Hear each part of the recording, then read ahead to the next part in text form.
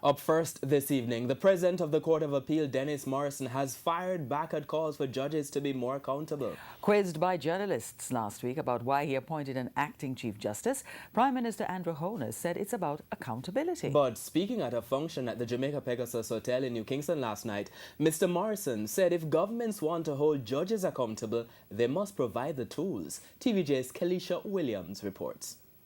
Prime Minister Andrew Holness declared Friday that his decision to appoint Justice Brian Sykes in an acting role as Chief Justice is to ensure, among other things, that there is accountability. That statement has not gone down well with the President of the Court of Appeal, Dennis Morrison. He's also taken issue with Mr. Holness's plea for greater efficiency in the justice system.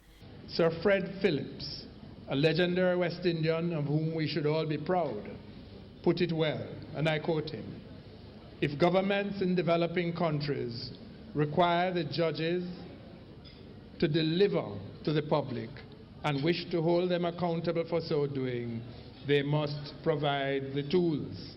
While maintaining that judges should be accountable to the public, he called out the government for not being accountable enough over the years. He paid specific attention to the backlog of court cases, which he said has been given little attention.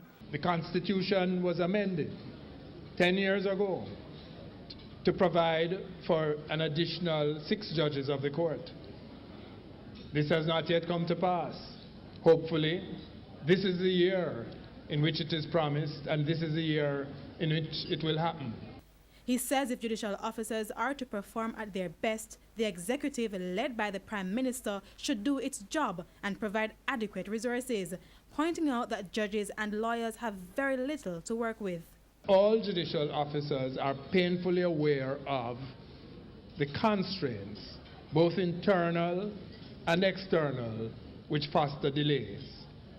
Many of them are well known, such as a shortage of judges, an inadequate number of support staff, including judicial clerks, and an inadequate number of suitably equipped courtrooms and accompanying facilities. Kelisha Williams, TVJ News.